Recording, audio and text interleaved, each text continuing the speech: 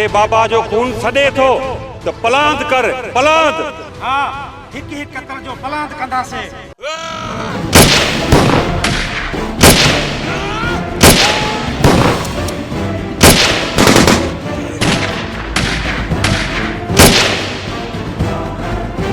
खामोश, खामोश गुलशन, खामोश।